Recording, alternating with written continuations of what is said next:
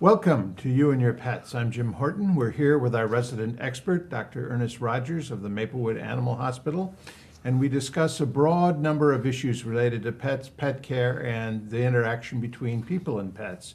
And Dr. Rogers, we have a special guest tonight, and can you introduce him for us? Sure, I'd love to do that. Tonight, for the third time, we have Dr. Jay Lovenheim of Lovenheim Pediatrics in South Orange. Dr. Lovenheim is a friend as well as a client. He brings his dog to me. And today, we're going to be discussing public health and animals and zoonotic diseases. But this is a follow-up to our last program where we discussed preventative health for your pet. And I think they go hand in hand. So, Dr. Lovenheim, thank you very much for coming again. Thank you for inviting me. So to start off, what is a zoonotic disease? That's a rather strange term. Can you explain that for us? A zoonotic illness is basically a fancy term for an illness you acquire from any sort of animal. Okay, and so what does that mean to a particular physician who's treating someone that may actually have it? So there are certain common illnesses that humans may come down with after encountering any sort of animal, whether that be a pet or a wild animal. When we see humans with a certain set of diseases or symptoms or illnesses, and we know they've had some sort of interaction with an animal, whether it be at a farm or a zoo or in their own house, there's a certain set of illnesses that we consider. And I think with a physician, typically if there's a negative animal-person interaction, they always have to consider the possibility of a zoonotic disease being transmitted. So your cat gets bitten, your kids are playing in the yard and come across poop of whatever and forget to wash their hands. I think physicians typically will think of a zoonotic disease if there's been an animal interaction. Now, I'm assuming that you're dealing here not with both with wild animals and with domestic animals. Is it different, though, between the wild and the domestic animal? Does the wild animal have more diseases? Typically, yes. Yeah, I think the wild animal would have more diseases because they're less likely to get preventative health care, to get vaccinations, and to be seen by their veterinarian. They don't often have veterinarians. So I think the pet, a properly cared for pet, is one of the safest animals that you can be around. And what is the risk that a child can be affected or infected by a zoonotic disease? Well, the risk is a lot depends on the interaction that child may have had with an illness. If the child is having an interaction with a domesticated animal that's had preventative health care from their own vet, the risk is actually very minimal. If the child has an interaction with a wild animal, typically a negative interaction, then the risk increases. And then washing their hands. Yeah, and then certainly, the risk will increase if the child isn't washing their hands, for example, after playing near pet feces. Okay. Are some people more susceptible to a zoonotic disease than others? Yes, certainly. If people don't have a strong immune system, very young, very elderly, or sometimes if they're getting certain medications that lower their immune system, they're more susceptible. And we see people who are diabetic as well as people who are on chemotherapy or have AIDS. And we have a number of patients a number of clients in my practice that have AIDS. And they're of particular importance because we have to monitor their animals even more closely than we would for other ones. So I think we do see people who have increased susceptibility. So I guess that leads to the crunch question is why should one even bother to get a pet if you can get a disease from the pet? What do you say to that? Well, I think in most circumstances having a pet is a very rewarding, a very positive experience for the whole family and especially children as well. There are a lot of positives. For example, teaching them to care for an animal and to have responsibility for an animal. I think there are many more positives to having a pet, and especially you can cut down on any risks of getting any illnesses from a pet by exercising good caution, good responsibility, preventative health care, and good hygiene. And just so people don't think this is one way, I think it's good for a family to have children as well and with their pet. And, it's a rewarding experience for the pet and Most for the of the mothers time. and fathers. So what is the main preventative measure that a family should undertake to prevent any kind of zoonotic disease? I think the two big things would really be seeking out a good vet and providing good preventative care to your animal is very important. And the second most important thing really is good hygiene, hand washing after you've interacted with your pet. And I think the other things that we have to be aware of, children, by their nature, come across things that adults wouldn't think of engaging. And I think any time a parent is suspicious of a disease, they should always see their physician and tell their physician, have their physician understand that, okay, my child's been playing with X dog and now that dog's sick and my child has bowel problems or cramps. And knowing the history that your child has played with an animal is really of importance to the physician to make the correct diagnoses. Okay. Are some animals more likely to carry disease than other animals? I think so. I think wild animals. that So we're haven't talking had- squirrels, chipmunks, raccoons? I think it's less likely that squirrels and those type of animals will carry disease, but certainly feral cats are the big one that we worry about in Maplewood, South Orange. I think feral cats can carry a lot of diseases, and the trap, neuter, and return program will certainly help. There are other programs that are much better than trap, neuter, and return, but the idea that feral cats can carry disease is a big one. We have raccoons, we have fox, we have groundhogs, and so possums and skunks, and those are the 5 big carriers of rabies that we see in the state, and particularly around here. So, yes, some animals are more susceptible. Also, we have animals that have diminished immune system, what we call immunocompromised. And those animals are more likely to get something like a bacterial infection that can be passed on. Okay. I find it interesting that you mentioned groundhogs. We have one on our property, as a matter of fact, but they can get rabies. Yeah, they're one of the 5 big ones in New Jersey. I think you also have to be aware that immune-compromised animals can also be your cat at home, something like feline leukemia, feline AIDS. Now, feline AIDS is not a transmissible disease. It's not transmissible to humans. However, it is something your cat can have, and because your cat's immune system is compromised, it can pick up bacterial infections and parasites, and that's something we'll be talking about in the next half of the show, different types of compromised animal diseases that people can get. So let's look at the opposite briefly. Can humans give diseases to animals? I think I'll let you answer that. I think so. I think that's likely, but I'm sure Dr. Lovenheim has seen family members come in that have the flu or cold, and Dr. Lovenheim wouldn't be appropriate for him to ask if the dog is sick. But in my case, when they come in, I often say, so your dog has vomiting and diarrhea. Has anyone else in the family been sick? And they'll say, oh yeah, my son came home and he had vomiting and diarrhea, and then my wife and I got it. And well, so I think it is possible. But people, usually the diseases transmitted to dogs and cats are not that which is life-threatening. Okay. Since we still have time left over, why don't we start on some of the diseases that can occur? Why don't you take over at this point, Okay. Dr. Rogers, Okay. and get us into that? Well, I actually have a question, another question for Dr. Lovenheim. Dr. Lovenheim, what is the incidence that you see of actual animal-transmitted disease in your practice? I mean, do you see a lot of that? I mean, you must see bites and things, but We see bites and scratches and whatnot. We will see sometimes infections caused by bites from the mouth of the animal. But the incidence of actual zoonotic illness that we see is actually pretty low in this area. And so then when you have bites, is it a complicated thing, a bite, an infection? Is it a complicated thing to treat?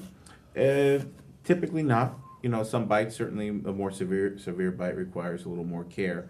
But we typically place a patient on antibiotics at least if they have a serious bite from either a cat or a dog.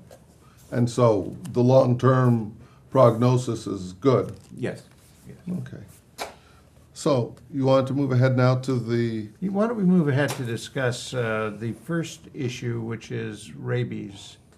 I think rabies, as you know, and I'm sure Dr. Lovenheim knows, is a big gorilla in the room when it comes to New Jersey. When I wrote the papers and the license that I had to write to be a practicing veterinarian, I think I had 700 pages, and of those 700 pages, 250 to 300 were just on rabies.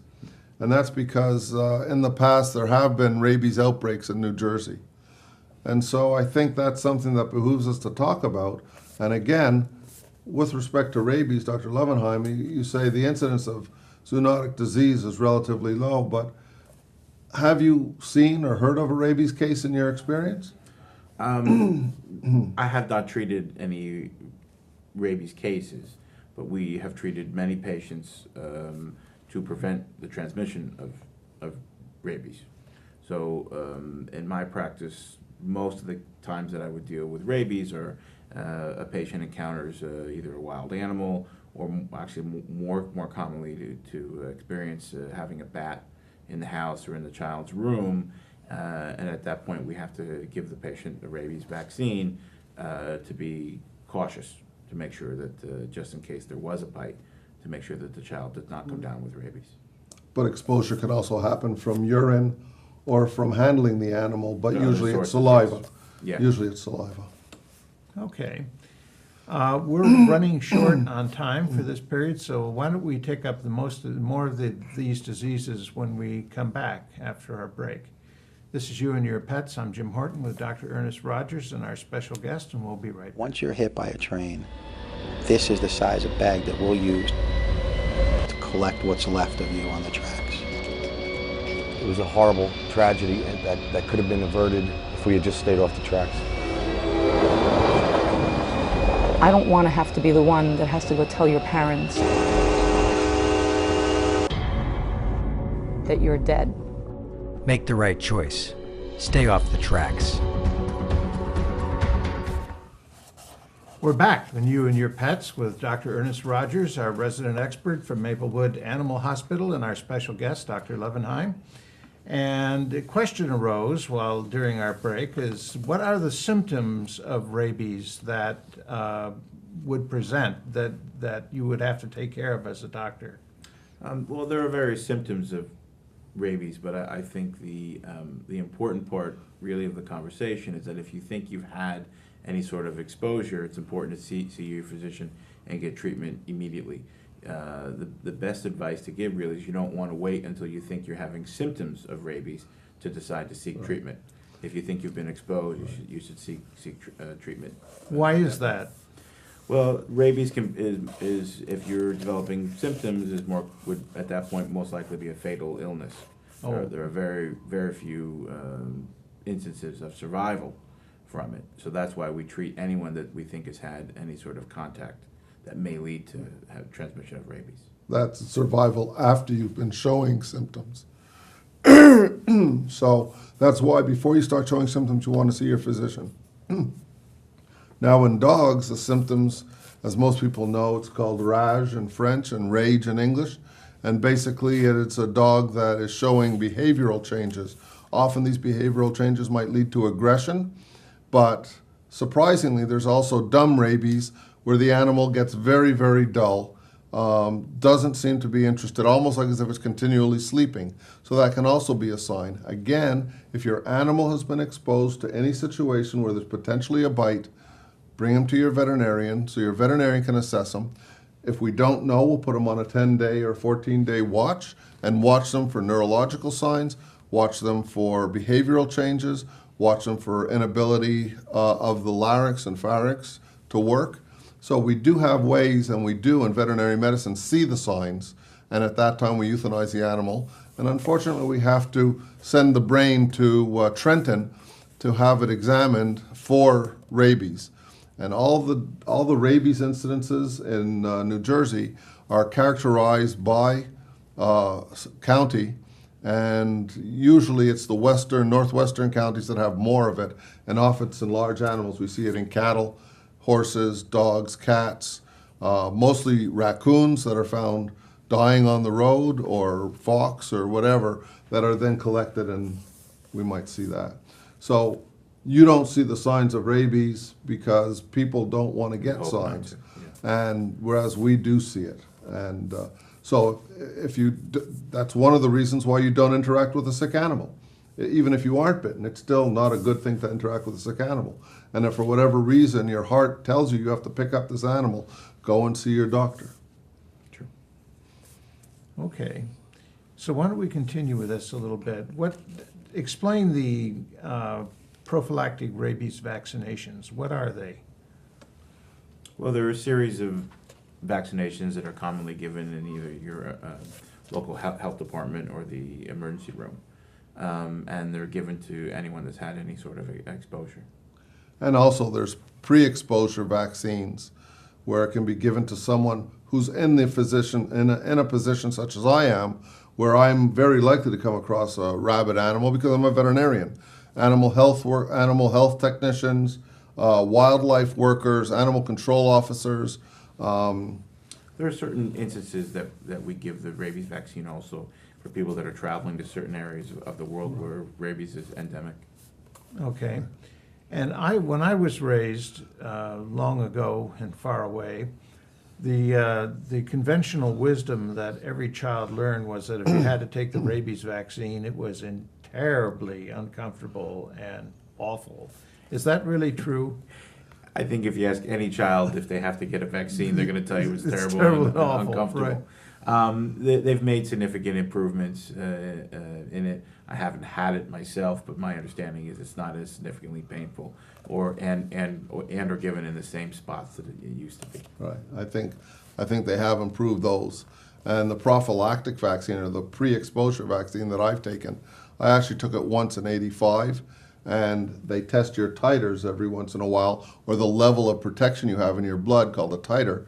And my titers have been protective since '85. So, quite frankly, it's the pre-exposure vaccines can last a long time, and some people need them repeated. So, I don't think any vaccine is a pleasant thing, but certainly these are not as bad as the horror stories that you heard back from the 50s and 60s. And I am that old, yes. So I guess maybe we can move on to something that is near and dear to my heart, and that's turtles. Turtles are not allowed as a pet in New Jersey. I don't know if you knew that. No one is supposed to have a turtle, and we aren't supposed to treat them. And the reason why is a disease called salmonella. When they poop, their feces are filled with salmonella. So please tell me, salmonella, what happens to the human when he's exposed to salmonella? Salmonella is actually an illness that I do see relatively commonly. The vector is not always from an animal. A lot of times it's from other interaction with other humans. But salmonella presents typically with high fever, diarrhea, very commonly bloody diarrhea for a number of days, and sometimes these children can be very, very sick. Other times they just present with very frequent and long-term diarrhea. Now we know that diarrhea can be caused by a lot of things. Again, the protective device for this, if you wash your hands. Absolutely. Hand washing is the key, and it's the key to preventing transmission, even not just for salmonella from animal to human, but from human to human. And so salmonella is one of those things you can get from a turtle. You can get it from other sources as well, playing out in the yard if you happen to touch the wrong thing. So salmonella is one of those zoonotic diseases that we do see in New Jersey, and that Dr. Lovenheim actually sees in his practice. I think that's interesting. Yeah, and it's actually in New Jersey, it's a reportable illness. So any cases of salmonella is tracked by the Health department. the health department, and any contacts that that person has had is tracked down as well. Let's move on. We've talked about salmonella. Do you have any questions? No, I think that makes plenty of sense. The hand washing seems to be the continuous theme throughout this show. So I guess when the mother tells the young child to go wash his or her hands, there's a medical reason as much as a clean hands, Right. well, good discipline reason. Right, exactly. And I think the other part of the equation here is preventative health of your animal, preventative health of the human as well. If you think there's something wrong, get it checked out, especially if it's your dog who's not going to tell you any more about it, or your cat. What about intestinal parasites? I try and encourage my people to come in with poop so that we can check for intestinal parasites. It's something that kids playing in the park can contract, kids walking their dogs, kids playing in any place, really, in the sandbox is a big time. Do you ever see that, and what is your advice for people? Do I see my patients coming in with poop? Yes. I don't have to encourage them. They bring it along with them. But I mean, in terms of feces, animal feces and exposure to parasites, there are some significant issues there. I see intestinal parasites every once in a while. It's less common than salmonella. Those patients present very commonly with diarrhea or abdominal upset as well, sometimes nausea or vomiting as well, and occasionally weight loss. If you think your child is not acting right, is having strange abdominal symptoms, it's important to come in and talk with us, and sometimes we'll send some stool cultures out, to see if there are parasites there. Again, we do preach to our children and our parents the preventative measures also of making sure your animals are getting checked, and making sure if your children are interacting with animals that they're washing their hands. And picking up the poop Yes, is important. not leaving it in the yard. And along that line, I happen to live in a intense deer area where we have deer all over the property pretty constantly, and they leave their poop all over the property constantly. Every once in a while, although we try to prevent it, the dog will decide that he's going to roll in the deer poop. Is that a way of is that communicable? And Well- does he pass on a intestinal parasite doing that? Well, I think deer are herbivores. I guess it's sort of my question, isn't it? Deers are herbivores, and as herbivores, they have a different intestinal system. So it's less likely that you're going to get some of the intestinal worms that you would get from a carnivore, a dog or a cat or raccoon or fox. So the parasites are different. The carnivore parasites are more likely to be transmissible to humans. The herbivore parasites are not as transmissible and probably not transmissible to humans, but as you know, herbivores have E. coli, and that's another transmissible disease that we can see. And again, the symptoms of E. coli, Pretty much the same as salmonella. diarrhea and intestinal cramps. Yeah. So we do see those kind of things from herbivores. But again, I want to make it clear, and I think Dr. Lovenheim can confirm this, it's very rare to have these type of things happen, but when it does, you should be concerned about it. Sure, absolutely. And so the other disease that I think we have to address today is maybe Lyme disease. And Lyme disease, I don't know if you see that in your practice. I see it occasionally. In my practice. Now, when I see it in my practice, it's not from a dog, it's not from a cat, it's from a tick. And so I want people to understand that Lyme disease coming from a tick is not the responsibility of the dog or the cat. Maintaining your dog or cat free of ticks and fleas is a good thing. It helps, yeah. Do you see Lyme disease often? We certainly do, yeah. It has a high prevalence in New Jersey. It's not as common as people think, but it certainly occurs. And we stress with people, for example, if they do see deer poop, that's a sign that there are deer around and that they need to check their children for ticks. We recommend to people anytime their children have been in the woods or anywhere where there's high grass to wear high socks and pants, and to check the children, after being outside for any tick bites. So can you test for Lyme disease in humans, or do you just treat? No, we actually try not to just treat. There are blood tests to do if you think a child has Lyme. But what we don't do, we don't test the tick. Right. Okay. And we don't test children just because they've had a tick bite. But if you're showing signs or symptoms of Lyme disease, or it can be a bulky, swollen joint, occasionally fever or headache or other neurological symptoms, and there is a common, what they call a bullseye rash, that occurs very commonly when people have Lyme disease. So if anyone shows any symptoms of that, then we send them for a blood test. Okay, I'm afraid we have run out of time on this. I wish we had more time to talk because it's fascinating. But I want to thank you, Dr. Lovenheim, and thank you, Ernie, once again for being on the show. And this is You and Your Pets. I'm Jim Horton. Thank you very much for watching.